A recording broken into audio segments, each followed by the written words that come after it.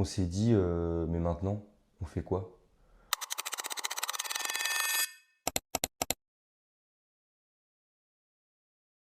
Parce qu'on était tellement nostalgique en fait, très vite après être rentré, de se dire qu'on n'avait plus rien de prévu, que bah, c'est la question qu'on s'est posée. Et on a vite compris que forcément la majeure partie de l'Aerox, c'était la course à pied. Donc on s'est mis à s'entraîner sous tous les temps et dans toutes les conditions. On a pris du coup quelques dossards par-ci par-là sur les courses qu'il y avait aux alentours et on est finalement devenus presque des coureurs alors que de base on ne l'était pas et qu'on s'était mis à courir juste pour la prépa marathon du coup qui s'était terminée depuis peu. Sur une course du coup dans le secteur, je finis deuxième sur un genre de semi-marathon en fait, c'est un 22 km en urban trail qui me permettra du coup d'obtenir mon sponsor actuel, dont je parlerai un petit peu plus tard dans la vidéo, et qui m'a suivi finalement au cours de toute cette année, que ce soit les échéances du coup Irox, mais également les échéances annexes, comme je disais, vu qu'on a pris quand même pas mal de petites courses à droite à On est gauche. dans la région du Beaujolais pour accompagner le cousin sur un trail. Et du coup, bah voilà, ravito tous les 15 km, donc petit ravito assistance fait maison. On remonte ce soir et demain matin, c'était pas prévu, mais c'est le marathon de Paris.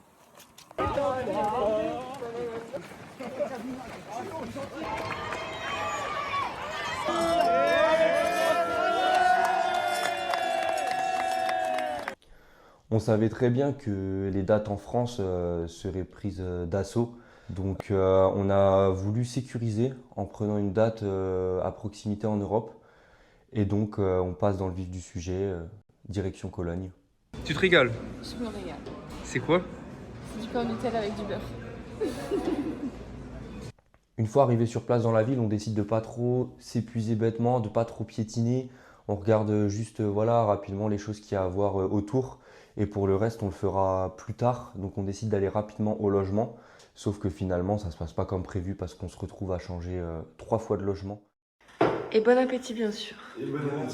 On part du tunnel, donc tu remontes le plan par rapport au tunnel. Et à chaque fois, on va couper là, on va faire un tour. Tout est numéroté de 1 à 8.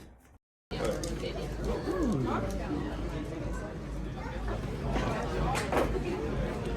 vas te régaler? Ouais, nickel.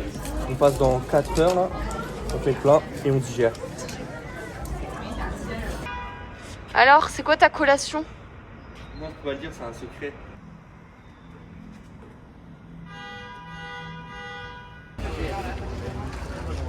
On arrive sur le salon, on commence vraiment à sentir l'ambiance qui monte et puis on voit les fameuses marques. On passe dans 1 heure, donc petit gel de glucides et petites boissons d'attente de chez DDR, et on se retrouve sur la piste. You stole my heart of gold after my silver soul. Can you dig any deeper now? I gave you all I own, put you on this golden throne.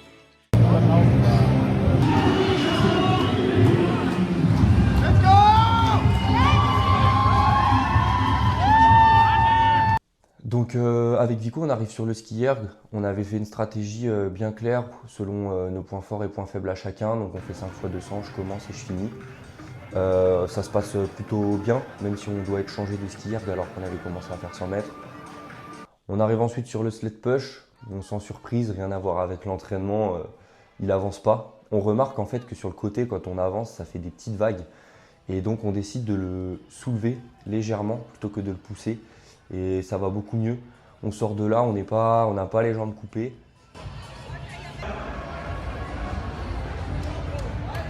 On enchaîne sur le pull du coup. On prend une petite pénalité parce qu'on fait chacun une faute de pied. Au niveau des chronos, en fait, on avait un chrono final de défini, mais on n'avait pas un chrono sur chaque atelier pour pouvoir se projeter vraiment de où on en était. Impossible de filmer les burpees parce qu'ils se retrouvent à un endroit complètement isolé et inaccessible du salon. Mais on a pas mal carburé parce qu'on arrive dessus assez frais. Donc à la base, on était censé faire à peu près entre 7 et 10 chacun. Sauf qu'au final, je fais une bonne partie de la première longueur. Vico enchaîne bien ensuite. Et puis je termine, il en restait 5-6 à faire. Donc ça a été pas mal comme ça, franchement, on a fait un petit sprint sur les burpees, alors que c'était une station qui était pour nous assez redoutable. Le rameur, du coup, Vico me fait part d'un petit coup de mou, donc on ajuste un petit peu la stratégie, on profite pour prendre le fameux gel. Et puis ensuite ça repart, on est toujours dans les chronos, on est toujours dans notre objectif.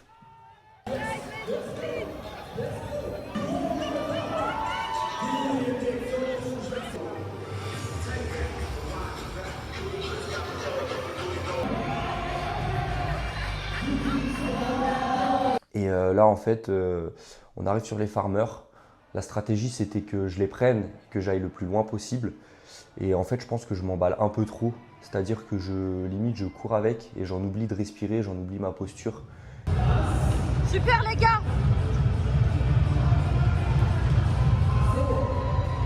Du coup Victor les récupère et ça se passe bien. Ensuite on enchaîne, on arrive sur les fentes, du coup je suis un petit peu essoufflé, mais finalement le sac nous semble assez léger par rapport à l'entraînement, mais tout simplement on est long et on ne sait pas pourquoi, peut-être un manque de lucidité, de technique. À l'entraînement on avait essayé plusieurs fois de faire par rapport à un nombre de reps, mais avant de changer, mais en fait c'était tout le temps différent selon notre forme, donc on s'est dit le jour J on fait au ressenti et dès que ça dégrade on tourne. Et là honnêtement moi j'ai un vrai coup de mou à la sortie des fentes. J'ai les jambes coupées pour arriver sur les wall balls. J'étais censé commencer et on voulait se tenir à la stratégie, mais en fait on n'entendait rien. La juge disait à Vico de passer derrière en fait pour qu'il soit en dessous de la cible, mais on ne se comprenait pas. Du coup il se met à commencer. Finalement c'est pas mal parce que je récupère un peu et après on fait un découpage qui est devenu totalement aléatoire parce qu'on essaye juste de survivre. On termine, donc 1h03. Notre objectif c'était 1h max. Après, pour un premier 1h max, c'était tout de même ambitieux. Sur le moment, on a l'impression qu'on n'a pas pris de plaisir. En fait, très rapidement, on se relève et on débriefe. Et puis, on a soif de revanche, quoi. Dur, hein. M'attendais à pire. Et les farmers, c'est hyper dur en vrai.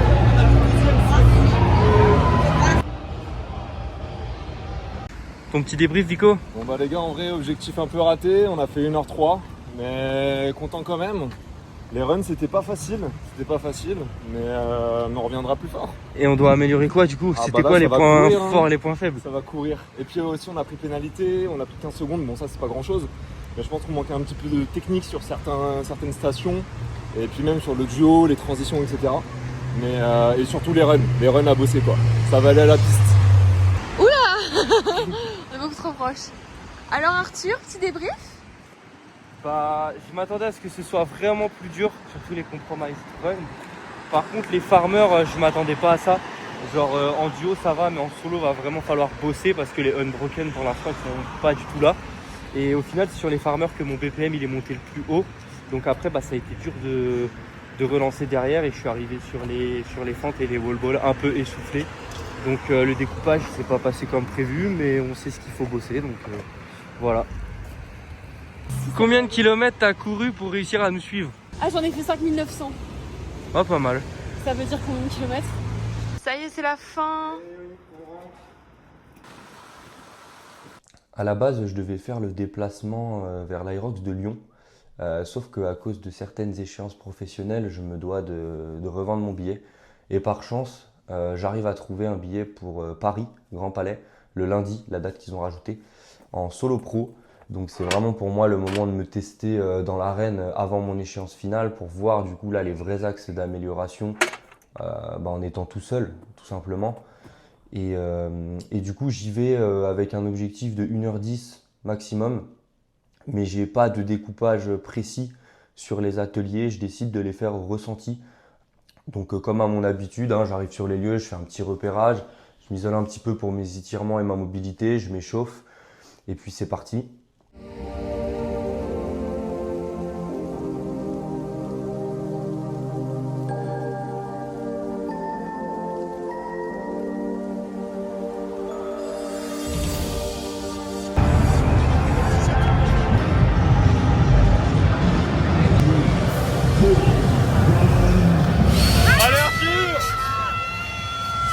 Je décide de ne pas partir trop fort d'écouter justement les conseils des pros.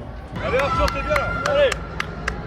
Et j'arrive sur le sled plutôt confiant en me disant que je vais faire tout simplement la même technique qu'on avait constaté à Cologne, de le soulever légèrement. Ça se passe plutôt bien et trop bien dans le sens où je fais une erreur, c'est qu'en fait je break même pas la première longueur et je pense que c'est ce qui m'aura impacté pour le reste de la course. Mais en fait à la sortie je sens plus mes bras, je sens plus mes jambes, je me demande comment je vais aller au bout. Et en fait j'arrive quand même à maintenir l'allure. Sur le pull je récupère parce que j'utilise principalement mon poids de corps, je fais pas vraiment de tirage.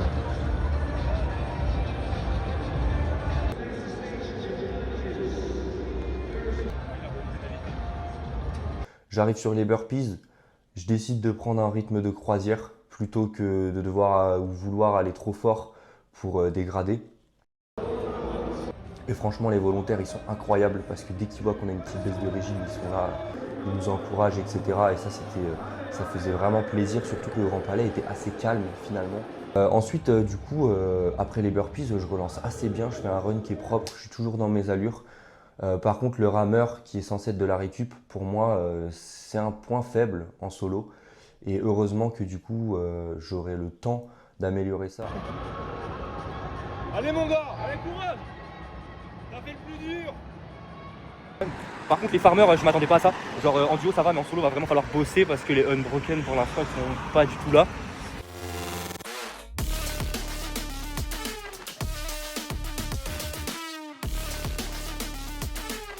Allez Arthur, tu l'as déjà fait.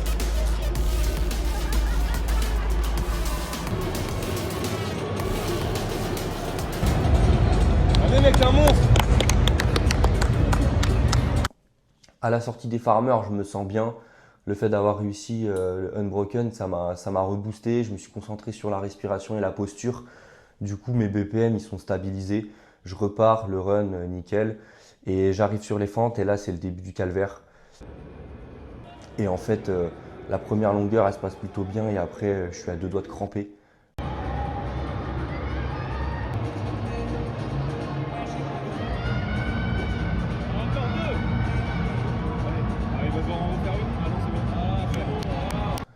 Je repars, je maintiens l'allure sur le dernier run, donc ça j'en suis assez content.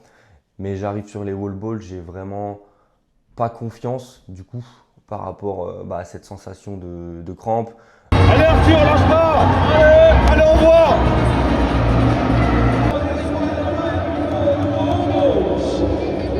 voit. Je sais que le chrono potentiellement il s'est envolé à cause des fentes, en même temps ce qui est normal puisque c'est une des dernières stations, j'avais pas encore l'expérience, j'avais pas encore le recul. Et en fait je fais les wall balls tant bien que mal, mais je fais juste une série de 20 pour commencer. Je sais plus trop combien de fois j'ai breaké, mais je fais des petites séries et je finis par une série de 15. Et puis je passe enfin cette ligne d'arrivée avec les yeux qui se croisent, quoi.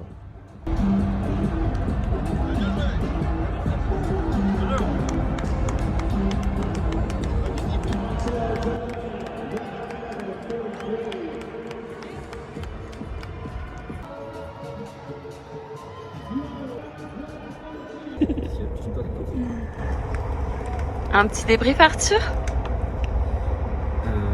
J'ai réussi à tenir les allures sur les runs, donc ça je suis content. Par contre la rock zone elle était hyper grande, j'ai l'impression. Je suis pas satisfait du résultat pour un premier, mais je suis content pour bosser avant le prochain. Je suis content parce que ma victoire c'est d'avoir fait unbroken sur les farmers carry qui m'avaient détruit à Cologne. Donc j'ai bien géré mon souffle et tout et je suis reparti proprement après. Pareil sur les burpees où j'ai réussi à maintenir mon BPM et récupérer sur le rameur. Et en fait j'ai complètement pété sur les fentes, donc à la fin j'étais rep par rep parce que j'étais à 2 doigts de cramper et du coup forcément ça s'est répercuté sur les wall balls. Je savais que j'avais pas le chrono que je voulais faire, du coup après mentalement j'ai fait pas mal de no reps et tout parce que je descendais plus assez bas à cause justement de la sensation de crampe que je voulais éviter. Donc j'ai fait 20 par 20 puis 10 par 10 et la fin j'ai fini de 85 à 100, donc les 15 dernières. Donc du coup au boulot pour Riga. C'est un petit échauffement pour toi. Dans 5 minutes. Ça fait partie de la prépa, tu m'as dit ce matin. pas vraiment un échauffement quand même, c'est une sortie seuil quoi. Bon, et toi, Vico? Bah, moi, c'est du bonus aussi en vrai. Hein. C'est du bonus aussi, c'est de la récupération. Tu fais trop le mec. 190 de BPM, mais ça va. Allez, partez. Bon, c'est bien, vous profitez. Bon, bravo à vous. Bravo. Et ça passe avec le smile, c'est ça qu'on veut, bravo, bravo les gars, bravo.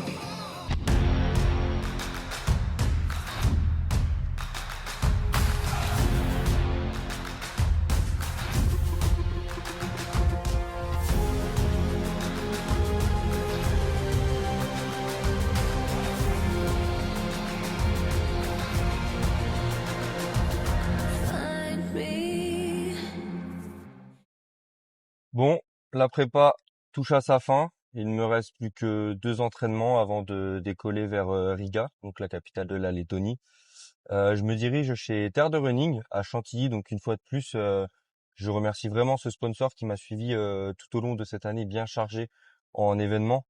Au-delà d'être une enseigne complète et professionnelle, c'est derrière tout ça un personnel hyper soutenant et accompagnant tout au long de ces échéances, toujours avec une expertise sur mesure. Donc en fait, l'avantage là-bas, c'est qu'au-delà d'avoir accès à toutes les marques concernant les équipements, on a également accès à toutes les marques concernant la nutrition. Et pour ma part, c'est vraiment le gros avantage parce que, par exemple, quand je m'entraîne, j'aime bien prendre une certaine marque, notamment la boisson d'attente de chez Oversteam. Lors d'une course, je sais que je suis plutôt tas, donc notamment pour leur gel de glucides, mais pas que je trouve donc assez complet, assez digeste et très bon en goût. Et au cours de la journée ou juste avant une course, par exemple, je vais plutôt être chez Meltonic. Et pour les boissons post-entraînement, je suis également chez Oversteam. Donc l'avantage là-bas, c'est qu'au moins je peux trouver vraiment un petit peu de tout pour avoir la nutrition la plus adaptée possible. Et donc évidemment, c'est la même chose pour les équipements, que ce soit les baskets, les cuissards. Après quelques entraînements intensifs, une diète bien carrée et quelques réajustements, du coup, j'arrive à Riga avec beaucoup plus de confiance. Je cours en sweatshirt, c'est ça l'amour? C'est donc ça le mariage?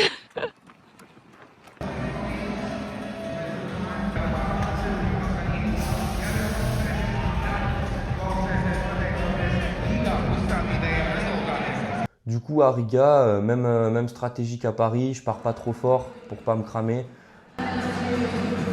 Et sauf qu'en fait, là, catastrophe, je fais un tour, 2 tours, 3 tours. Et en fait, je vois que mon nom, il s'affiche pas. Et je m'étais tellement mis dans ma bulle et tellement concentré sur la course que j'en ai oublié de mettre ma puce à la cheville. Là, je sais pas comment ça va se passer. Je me dis, ma femme, elle m'a suivi pendant toute cette aventure. Elle savait que c'était l'échéance la plus importante. Et d'ailleurs, pour ça, je la remercie. Mes parents ont fait le déplacement jusqu'en Lettonie pour venir me voir également. Et je me dis, ah non, là, faut pas que je me fasse disqualifier, quoi. Dans le pire des cas, si j'ai pas de chrono, si j'ai pas de photo, si j'ai rien, si j'ai pas Roxfit, c'est pas grave, j'aurai la montre. Mais il faut que j'aille au bout. Et en fait, j'ai qu'une peur, c'est de me faire disqualifier alors que y a des personnes qui suivent derrière leurs écrans et j'ai des proches sur place qui ont fait le déplacement. Ils arrivent à échanger avec les juges et tant bien que mal, du coup, il y a un juge qui me l'active. Je prends une pénalité de 5 minutes pour compenser le premier run du coup que je n'ai pas fait avec la puce. Et donc la balise s'active voilà, sur le ski erg, etc. Du coup, à ce moment-là, c'est vrai que ça me rassure, ça me met un petit coup de boost et puis j'arrive sur le sled plutôt en confiance. Et là, rien à voir avec Cologne ou Paris, un mur. Donc moment de solitude, le sled il bouge pas. Et en fait, je comprends assez rapidement et c'est vrai que ma femme me le dit qu'il faut que je me baisse plus. Ensuite, j'arrive sur le sled pull. Quand même, j'ai les jambes qui sont un peu coupées à la suite du sled qui était difficile à bouger. Du coup, j'utilise une fois de plus vraiment mon poids de corps et je fais pas de tirage parce que je me dis que je vais récupérer. Pareil, j'ai pas trop de chance dans le sens où je sais pas ce qui s'est passé avec mon sled, mais au début il bouge pas du tout. Et en fait, il y avait un espèce de nœud et la corde qui était prise dedans. Donc le juge finit par venir la débloquer et ensuite ça déroule plutôt bien. Lâche rien!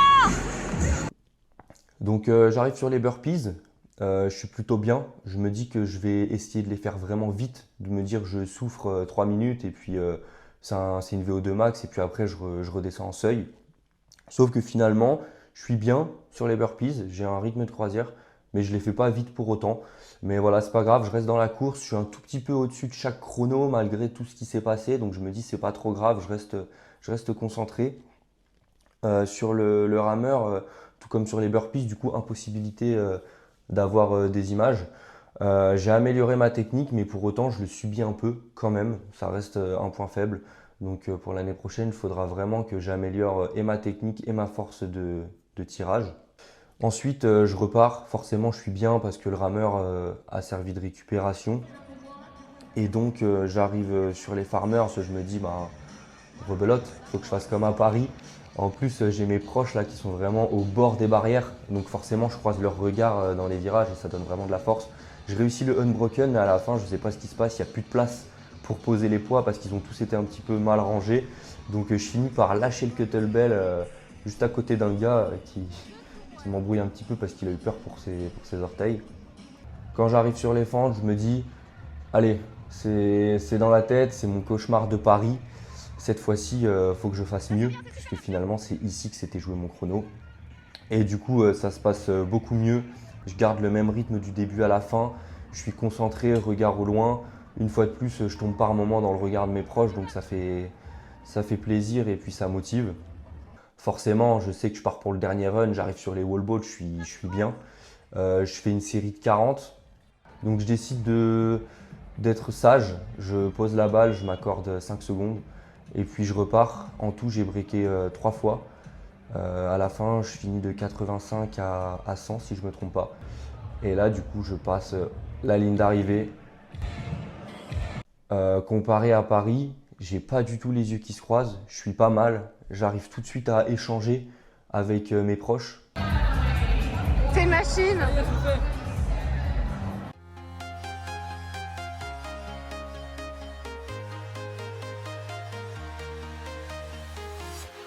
Non mais je me suis dépêché de finir parce que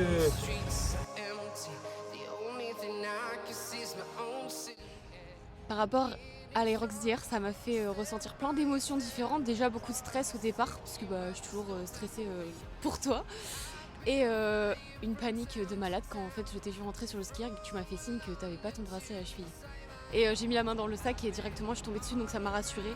Comme tu l'as dit tout à l'heure, on a pu donner du coup aux personnes qui étaient là ton bracelet qui t'a ensuite été restitué. Et franchement, non, ce dont t'as vraiment assuré du début jusqu'à la fin. J'ai trouvé que t'étais dedans. Et non, franchement, tu t'es donné, je suis hyper fière de toi. C'est vrai que ça nous fait ressentir plein de choses à tes proches et à moi. Et en tant que soutien accompagnant tes femmes, c'est éprouvant parce que du coup c'est beaucoup de déplacements, c'est aussi des sacrifices et aussi beaucoup de temps consacré pour l'autre. Mais ça permet de voir un peu de paysage, de profiter, créer des souvenirs. Et du coup c'est cool, ça renforce le couple encore plus. Moi je suis hyper fière en vrai du parcours que tu as accompli cette année. C'était trop bien. Et oui, ça c'est un truc super important, c'est qu'Arthur va faire son premier Aerox en Open avec moi à Poznan en novembre 2026. Ça m'a donné envie.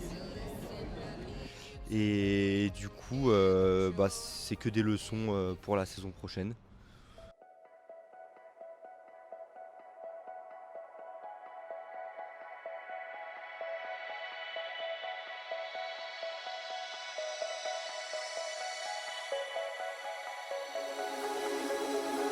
I'm lost in a city